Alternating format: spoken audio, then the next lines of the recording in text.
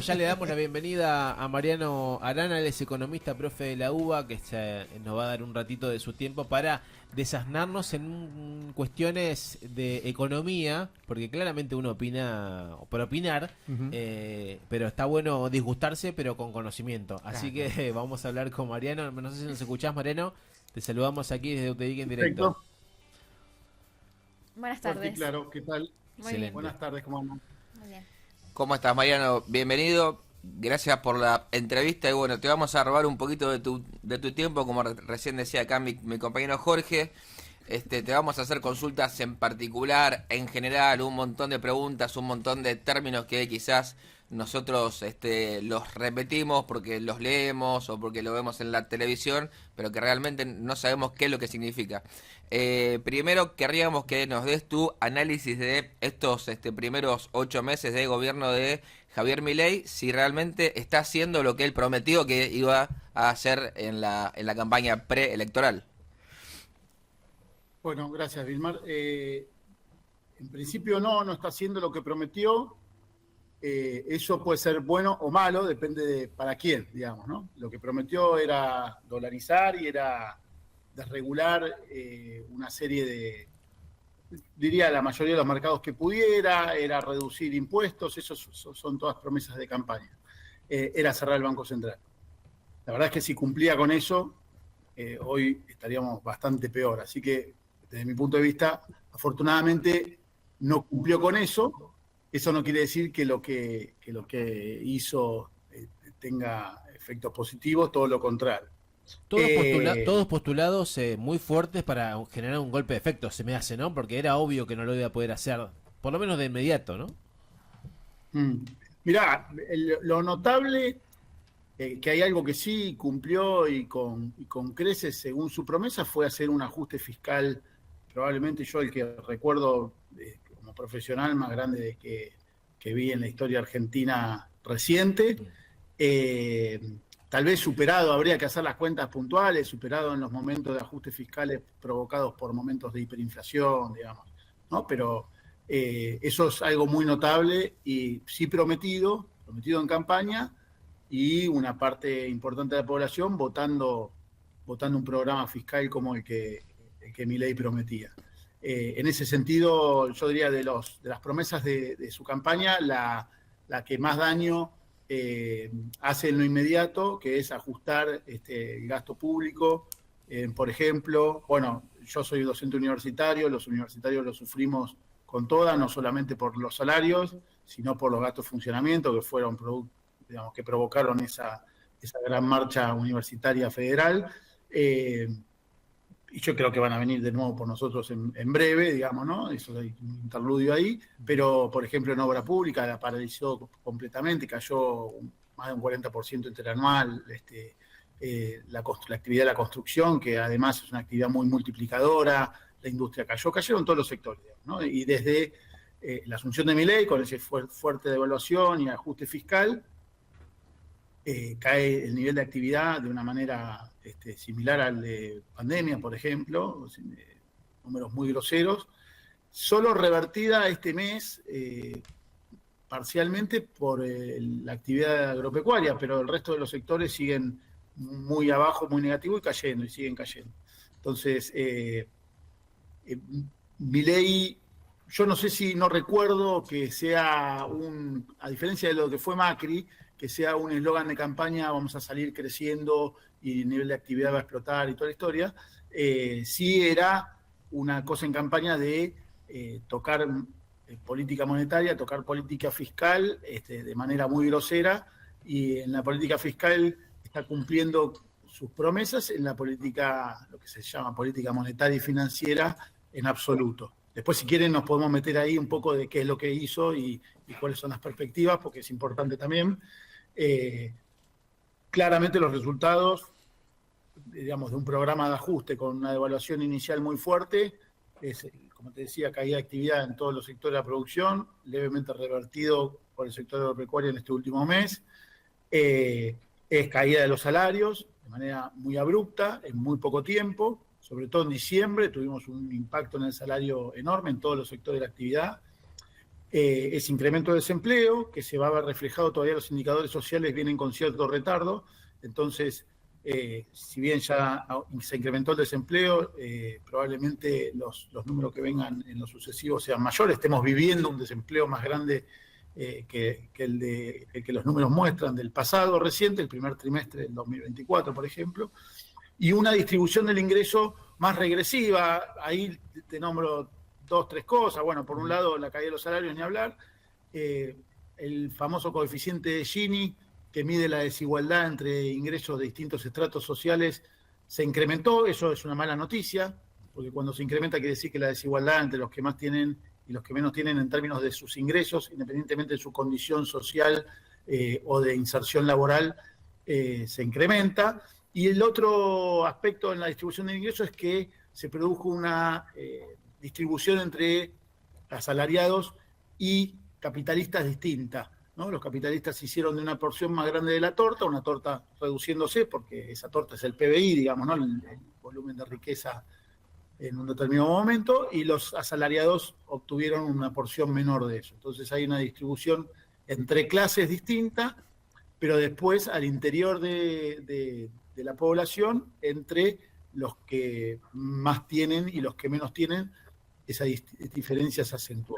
Esos son, yo diría, los efectos inmediatos de una devaluación y un ajuste fiscal en cualquier época y lugar, pero Milei hizo una de las devaluaciones más grandes de la historia argentina, yo diría está entre las primeras 5, y uno de los ajustes fiscales probablemente el segundo, el tercero más grande de nuestra historia, ¿no? Hablando un poquito de otros términos de los que están ya hace rato, ya desde que gobernaba Alberto Fernández con Massa como ministro, es la inflación, ¿no? Ahora los números están un poquito más bajos, lo que no significa, Mariano, que estemos mejor, ¿o sí? Bueno, ahí hay que decir algunas cosas. Nosotros tenemos un problemón. Teníamos y lo seguimos teniendo, ¿no? Una inflación de 200%, más de arriba de 200% interanual, era un problemón. Y te hago un paréntesis. La inflación tan alta y tan poco gobernada trae a la derecha el gobierno. Es uno de los factores explicativos, porque después hay un montón de explicaciones, obviamente políticas, y ahí me meto un poco en eso, pero es el lado económico que nosotros podemos, como economistas, aportar, es que cuando la población ve niveles de inflación altos y poco gobernados, y además ni hablar si está perdiendo poder adquisitivo frente a esos niveles de inflación tan altos, la salida la toma por derecha. Pasó en el 2015 con Macri, volvió a pasar ahora con Milei. Claro, Milei dice, como programa, se pone a bajar la inflación. Yo cuando pegó la devaluación original, no explicaron que era un plan de estabilización. Un plan de estabilización generalmente empieza con una devaluación y con acomodamiento de lo que se llaman precios relativos, que no es otra cosa que tarifas, salario, tasa de interés, es decir, los principales precios de la economía ajustados de una manera distinta. En ese momento, ni siquiera ahora explicaron cómo esto sería un plan de estabilización. De hecho, no están las fases. Está la primera, que es la del desordenar todo y tirar los precios para arriba y ajustar algunos y desajustar otros. Por ejemplo, nos ajustaron salarios y desajustaron prepagas, por ejemplo. O algo de tarifas también desajustaron. Por ejemplo, desajustaron servicios como telefonía y demás. Es decir, para que se den una idea, en todos los planes de estabilización, ese efecto inicial ocurre. Es de esperar, sobre todo en un gobierno de derecha, ¿no?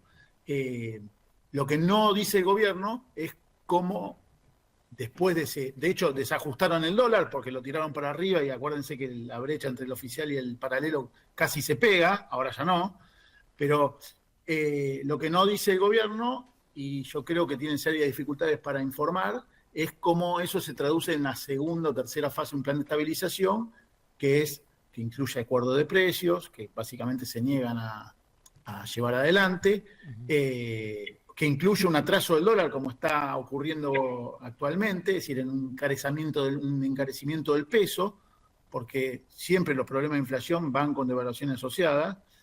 Entonces, esa segunda parte el gobierno no la dice, yo creo que van a tener serias dificultades para frenar la inflación. Es cierto también que yo creo que la gran mayoría de los economistas nos sorprendimos después de ver ese impacto inicial del 25% en diciembre y de lo rápido que tomó niveles de 4,5%, como fueron los últimos niveles de precios. Eso es cierto que fue una sorpresa para muchos. Después, cuando mirás cómo cayó el nivel de actividad, cómo se redujo el consumo, la inversión y demás, tiene sentido, porque mucha menos gente comprando, hay precios que no se validan. Y después hay otro tema en la economía argentina. Cuando nosotros salimos de la convertibilidad, con la devaluación de enero del 2002, en ese momento no teníamos contratos indexados, digamos, ¿no? Ustedes como sindicatos deben comprender que sus negociaciones salariales van de acuerdo a la indexación de otras variables. Puede ser volumen de empleo, típicamente el IPC o precios de bienes de consumo, ¿no? Nivel de actividad, qué sé yo. Es decir, uno toma ciertas variables a los que indexa su precio, en este caso salario, en otros casos serán precios de mercancías. Después de esa gran devaluación, nosotros no teníamos una mímica, un hábito de actualizar precios indexados. La economía argentina, cuando asume Milei, está plenamente indexada. Para decir una idea, fíjense en los convenios colectivos de trabajo, de los últimos 20 meses deben haber tenido 18 incrementos. Bueno, los salarios están indexados. Después, si ganan o pierden, es una cuestión también sectorial y global. Y eso es un problema porque Milei no hizo nada para desindexar, más que romper la actividad económica, ¿no? Es decir, ese 4,5 que parece bajo, se explica, el 4,5 del IPC de los últimos meses, promedio, por ahí el que llegue incluso venga un poco más abajo, se explica precisamente por esa contracción del nivel de actividad. Pero si en algún momento, como pasa el último mes, que hay un nivel de actividad un poquito, parece frenarse, la abrupta caída, empezamos de nuevo en el rodeo, vamos a tener una economía completamente indexada, con alquileres corriendo incrementos trimestrales típicamente. Antes, acuérdense que no hacen tanto, eran semestrales o anuales. Anuales, sí. Obviamente, salarios, claro, la ley vieja era anuales, después Milei dijo que cada uno haga lo que quiera, en algunos casos son mensuales, porque si están atados al dólar es al día, para decir, pero es mensual.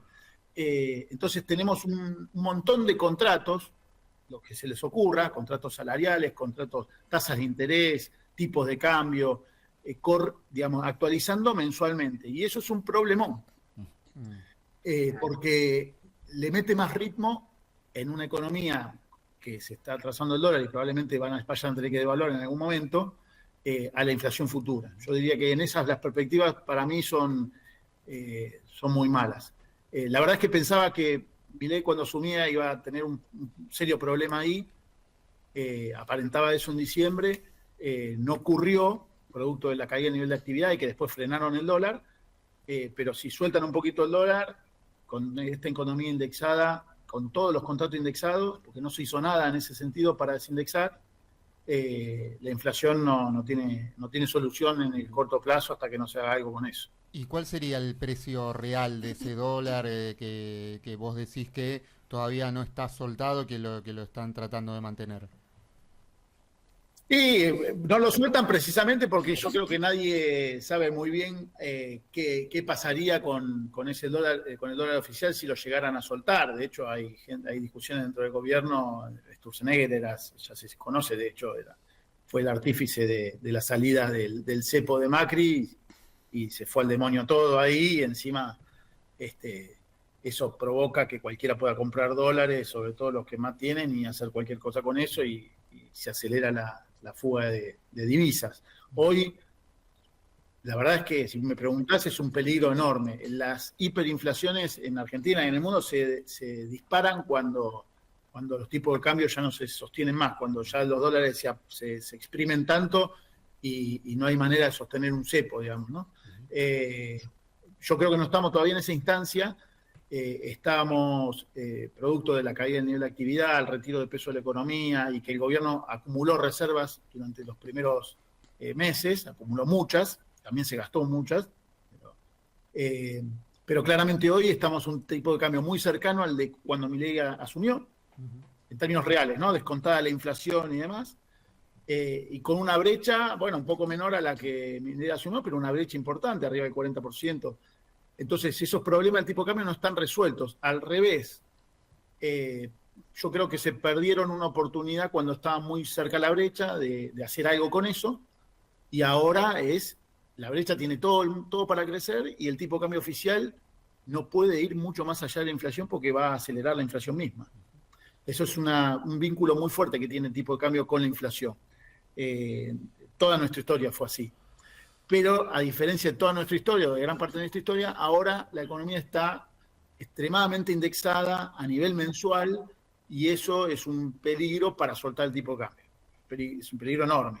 Lo que pasa es que hay muchos liberales que no entienden ni siquiera ese peligro. Es un peligro que no lo entiendan, digamos, ¿no? Por ahora entiendo que Caputo, que quiere endeudarse para seguir sosteniendo este tipo de cambio, está pisándolo y demás. En el momento en que lo suelte y que, o sea, si no consigue dólares de la asunción de Trump o posible asunción de Trump, de un blanqueo exitoso, porque la verdad que el blanqueo le permite a cualquiera hacer casi cualquier cosa, o de la liquidación del agro, que siguen sin conseguirlos, si eso fracasa, yo creo que van a tener que soltar el tipo de cambio por las presiones que van a recibir con la brecha y ahí vamos a volver a todos los problemas por los cuales asumió Milei principalmente en términos económicos, diría, ¿no? Claro. Y con este panorama, ¿es posible la dolarización de la que hablaron o todavía está muy lejano eso?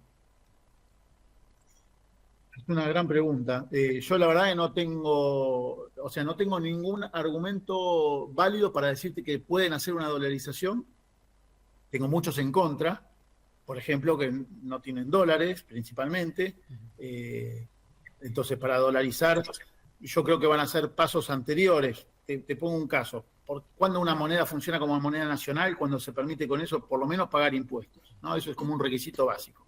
Entonces, vos vas a necesitar pagar salarios e impuestos. Con eso vos vas a necesitar moneda de algún tipo para pagar salarios. Hoy los salarios no se pagan en dólares, lo hacen muy pocas compañías de grandes capitales, sobre todo asociados a servicios transnacionalizados, pero la mayoría de los salarios en Argentina, 99% me animaría a decir, se pagan en pesos.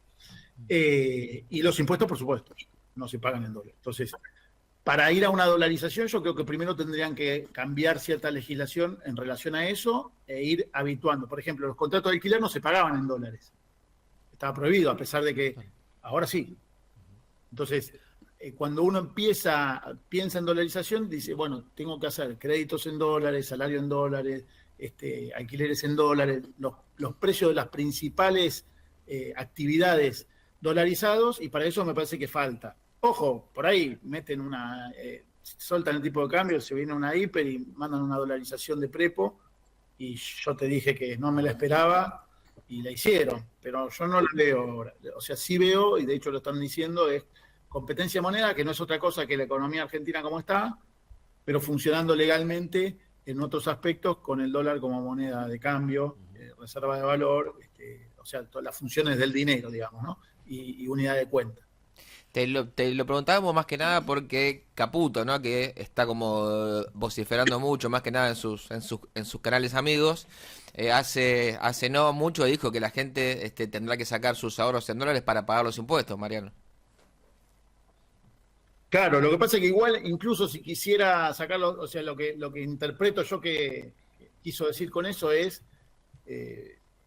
van a pagar los impuestos cambiando dólares por peso, en el mercado paralelo legal. Hay un mercado paralelo legal, hoy está cerca de 1.300 y pico de pesos el dólar. Entonces yo me quedo, te pongo un caso, Vilmar, si yo me quedo sin pesos porque mi nivel de actividad cayó mucho y tengo que pagar impuestos o salarios o lo que sea, y tengo ahorros en dólares, puedo ir al mercado secundario, al mercado paralelo formal, cambiarlo por los dólares por pesos entregárselos básicamente al que está comprando eso, que es el gobierno. Está interviniendo en la brecha con eso. Entiendo que es eso, no entiendo que haya querido decir que iba a pagar directamente impuestos con dólares. Pero si ese fuese el caso, si por alguna razón cambia la normativa, la legislación, vos pensás que toda la cuestión impositiva tiene que pasar por el Congreso y el gobierno ahí, las cosas que quiere pasar por el Congreso, todavía tiene ciertas rispideces. Algo que me sorprendió, que no tenga más todavía, ¿no? Creo que todos estábamos, digamos, los que trabajamos en los ámbitos nacionales y populares, no esperábamos que el Congreso sea tan condescendiente con Milei. Afortunadamente igual tiene ciertas rispideces y eso lo tendrían que cambiar, yo creo que con acuerdo del Congreso y demora. Pero bueno, todo esto yo no la veo, la dolarización, o sea, las posibilidades de dolarizar. Eso no quiere decir que no lo intenten en un futuro. Yo sí entiendo que van a ir por una economía bimonetaria en términos legales, porque en Argentina los autos de mediana y alta gama se transaccionan en dólares, las propiedades se transaccionan en dólares, bueno, todo el comercio exterior obviamente desde ya, es decir, hay mucha actividad en dólares, pero no la parte más importante, que para mí son impuestos y salarios. Sí. Mientras eso esté especificado, yo creo que no tienen mucha chance de hacerlo. Te quería preguntar en cuanto al ajuste fiscal, que vos decís, bueno, ya tuvo como una primera instancia donde se fue aplicando y por supuesto que hay muchos sectores afectados, ¿no? Mismo lo decís desde la docencia, la estructura, digamos, estatal en sí misma. ¿Qué crees en relación a las consecuencias, ¿no? Para la población, pero también para la actividad económica? Bueno, hay cosas que son directas en la población, ¿no? Jubilaciones, todo el sistema de seguridad social tiene un efecto directo, el ajuste sobre jubilaciones, pensiones, AUH, le pega directo. El otro es el ajuste sobre empleados públicos, podemos agregar también los universitarios, que además que están más ajustados que los públicos también. Eso es, bueno, tener menos plata en el bolsillo, comprar menos.